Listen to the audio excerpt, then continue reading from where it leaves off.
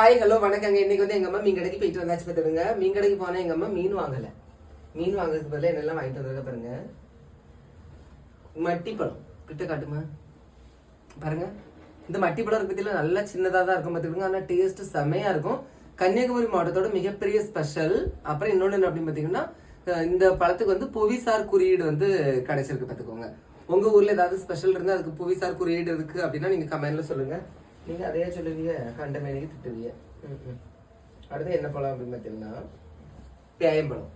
இது பியாதி போறதுக்கு நல்லது பார்த்துடுங்க. இந்த பழம் வந்து சின்ன பிள்ளைகளுக்கு நல்லது.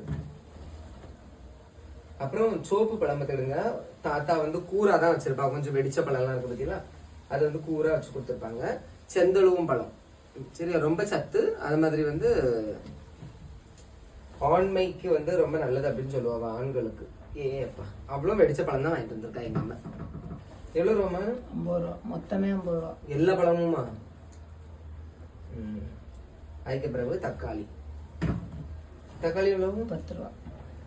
10 ரூபா. பெங்களூர் தக்காளி நான் உனக்கா. அடுத்தது பால். எது? உளுந்து. உளுந்து. ஓகே, இவ்வளவுதான் வாங்கி பார்த்துக்கோங்க. உங்க ஊர்ல இதெல்லாம் எவ்வளவு ரூபாய்க்கு கிடைக்குங்கிறது மறக்காம கமெண்ட் சொல்லுங்க. பிடிச்சதா லைக் பண்ணுங்க. தேங்க்யூ.